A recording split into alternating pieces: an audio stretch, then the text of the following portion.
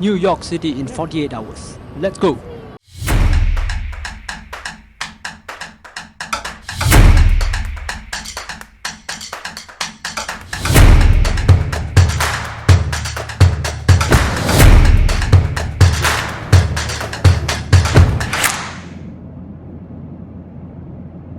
This is episode 2 of my US trip. As an international traveler with limited vacation days, my goal of this trip is to cover major landmarks in US within a short span of 14 days. In my last episode, I have covered my flight journey from Singapore to US and have ended it entering New York Liberty International Airport. If you have not seen that video, you can view it via the link on my description. As part of my trip, I spent 48 hours in New York, and I'll be taking you through the experience in this video.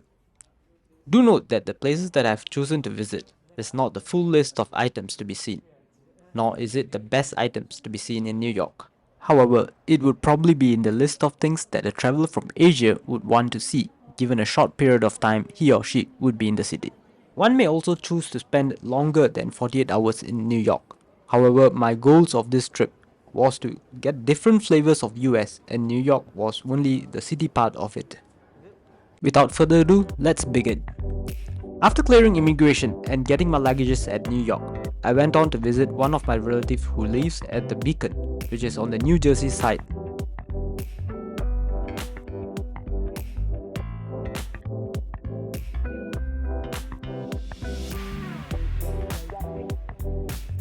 There was a good view of the city skyline from the apartments. Take a look.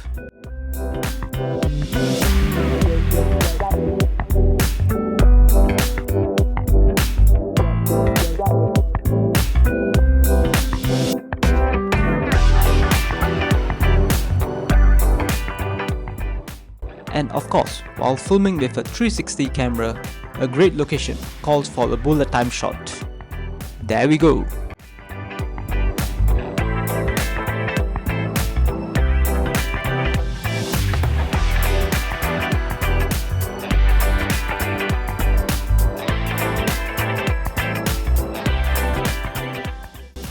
We had breakfast and rested at their place for a short while as we were tired from the long flight journey.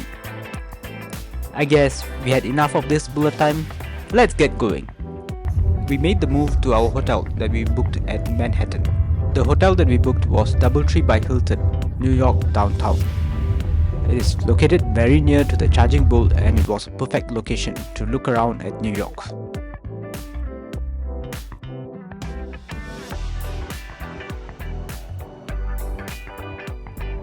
Unfortunately, I didn't take a lot of videos of the hotel, so just a few images. Soon after checking into the hotel, we dropped our luggages and made a move to our first attraction, One World Observatory on top of One World Trade Center. There are many observation decks in New York. I particularly wanted to see this one as it has modern lifts and it is well known due to the history of 9/11. The One World Observatory was a walking distance from the hotel, approximately 1.3 km.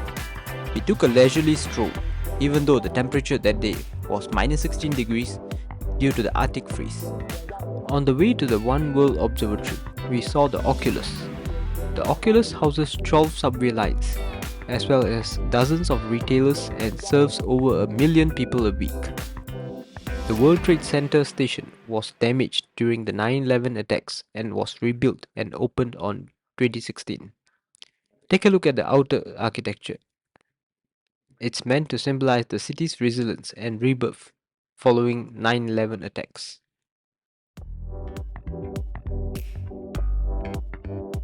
We are just walking in to take a look as well as to get some relief from the cold outside. A quick selfie at this nice location, an architectural marvel. The actual 9/11 site where the building collapsed was situated between the Oculus and the current World Trade Center, and we walked past this. We moved on straight to the One World Observatory as we were starting to get tired due to the time zone differences and long flight. We bought the tickets at buy one get one promo at $59. This translates to be $30 per person. Do buy the tickets online as there always tends to be promotions running throughout. as compared to those in the booth. After passing the entrance, there was historical images and infos of the 9/11 attacks as well as rebuilding of this site. As the area was dimly lit, I skipped covering that portion on this video. One of the highlights of this observatory is the lifts where there's LCD screens on all directions except the lift top. It shows how the surrounding has been built over the years. This lift runs from 0 to 102nd floor in 50 seconds, which also translates to 2 floors every second. We are now entering the lift. Take a look at the view.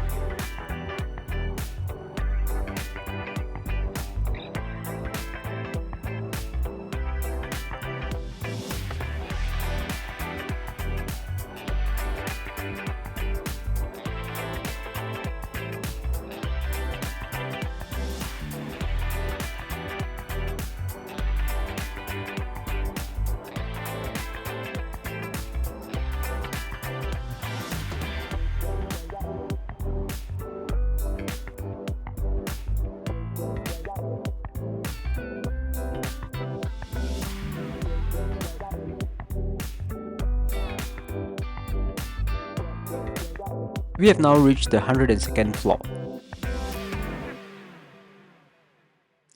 The next thing that was waiting for us was a small show of the city and also the grand unveiling of the scenery that we came all this while for. Hello, welcome, good afternoon. Right now you'll be seeing a quick 3-minute presentation on our city of New York. Just please be mindful of when you're recording to have your flash off and enjoy. I'll be showing the entire 2 minutes of the show. If you'd like to skip, you may do so using the chapters below. Dynamic, diverse, and ever-changing, the city and skyline reveal themselves uniquely to each observer. Experience the infinite facets of the city beneath us as you prepare to see forever.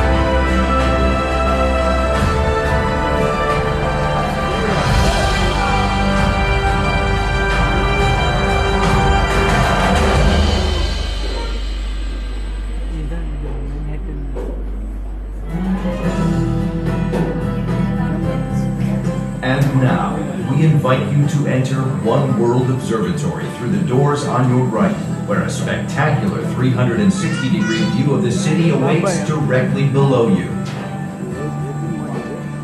Hope you enjoyed the show. I personally liked the grand unveiling at the end, which was never expected.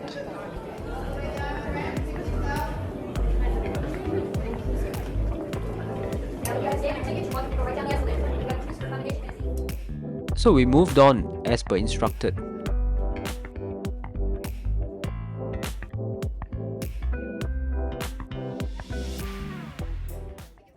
As included in the tickets, there was iPad provided which could be used to view the monuments when we pointed to the specific directions. I personally didn't use it as much as I was here just for the view.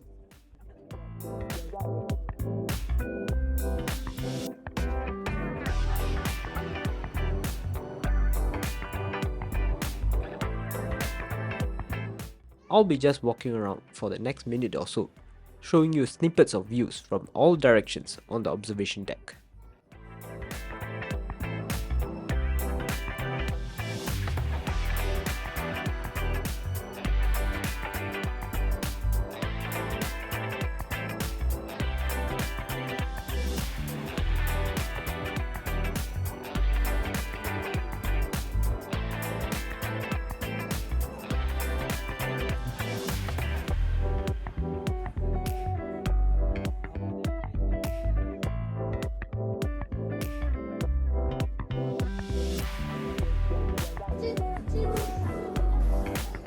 We spent almost an hour looking at the views.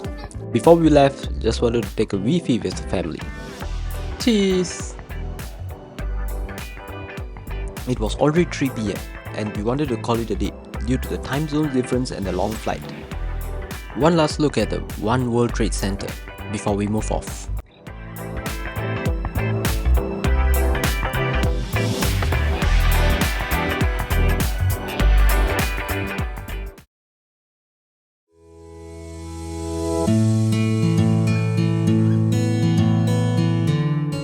So in the morning, we started the day walking from the hotel to the Staten Island Ferry Center. On the way, we viewed the charging bull, which was very near the hotel, and then continued on to the Staten Island Ferry. It was a very nice morning walk. The temperature was around -5 degrees, but nonetheless, it was much better than the previous day, which was -16 degrees.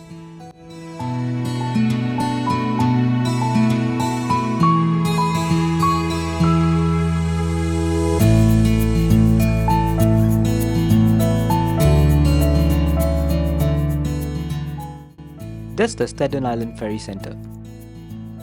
Staten Island Ferry originated in 1817 when the Richmond Turnpike Company started a steamboat service from Manhattan to Staten Island. It changed hands multiple times before the city of New York assumed control of the ferry in 1905. Owing to the growth of vehicular travel, many of these routes were decommissioned by 1960s, but popular demand preserved this route from Manhattan to Staten Island. With over 13 million rides in 2022, the Staten Island Ferry is the busiest ferry route in the United States and the world's busiest passenger-only ferry system. Let's now continue our walk to the Staten Island Ferry again. While we are walking, let me explain to you all why I chose this ferry as compared to many other ferries available in New York. So, firstly, the available ferries are 1. It goes to the Statue of Liberty. 2. It goes around Manhattan. It's more of a sightseeing cruise. These two options are the most common options that tourists usually take. However, the downside of these two options is that you have to book a time slot prior and follow according to that. I find that it makes the whole itinerary inflexible. The Staten Island Ferry cruise runs 7 days a week and 365 days a year. As compared to the other sightseeing cruises, this runs every 30 minutes. Whereas the other sightseeing cruises runs only twice a day or thrice a day. There's no prior booking required, and this makes it my best choice. So a tip for all, this is a free service paid by the state government. Often there will be people trying to sell you a ticket just before you enter this place. Beware, it's a scam. I myself have encountered this multiple times.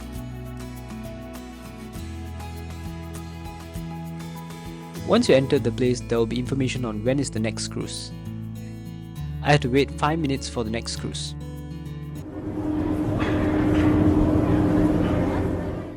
Soon it was time to board.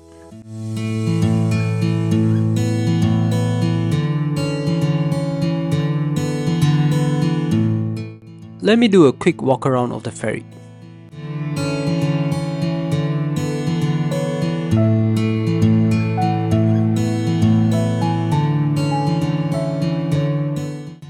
There's plenty of seats, and everyone is seated on the side where you can see the Statue of Liberty. Often than not, this is used for ferrying workers from Staten Island to New York. However, a lot of people here are actually tourists.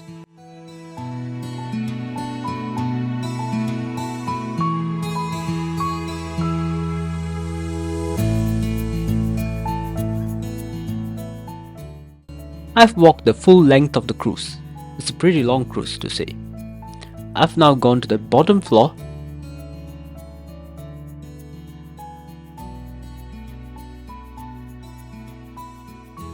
Soon as I got back to my seat, the cruise started moving.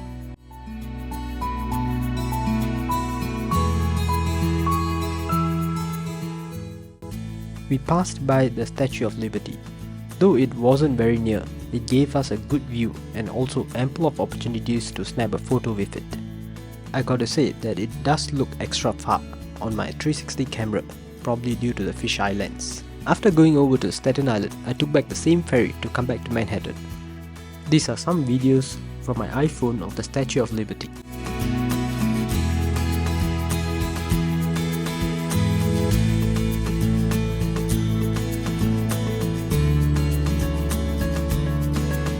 While coming back, we saw a similar cruise that what we have been taking, which was going to Staten Island. After the ferry, we wanted to explore the whole of Manhattan and see multiple sites like Times Square, Empire State, Flatiron Building and Brooklyn Bridge. As we were traveling with the kid and elderly parents, we opted for the open-top bus as it will cover all these areas without compromising on comfort. However, if you are on a budget, you may choose to take the subway or even explore Manhattan by foot, which I've done in my previous trip when I was traveling alone. In the multiple sightseeing services that is available in New York, I chose Top View Sightseeing as there was a promo on the 24-hour package. This consisted of the uptown as well as downtown routes. I'll post the link of that website in the description below.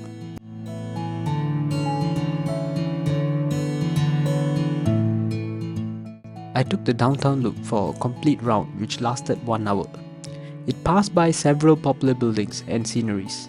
Let's take a look.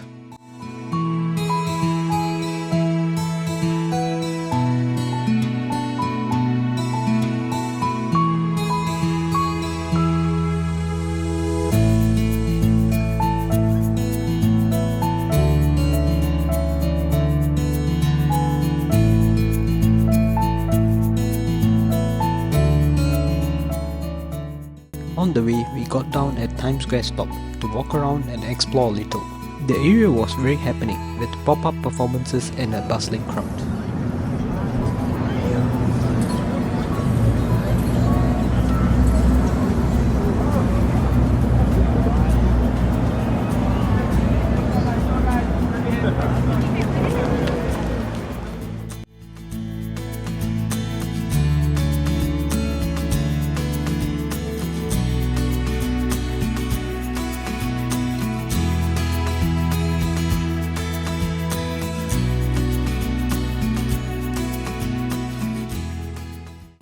Yet again, another opportunity for a bullet time shot. Why not?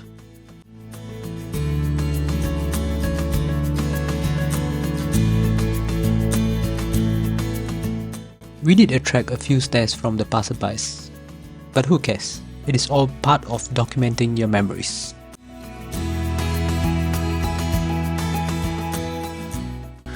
We bought and ate some of New York's famous street foods from the pushcarts that were found at Times Square. This is one of the food that we bought. This is lamb over rice. It was interesting to see how it was prepared.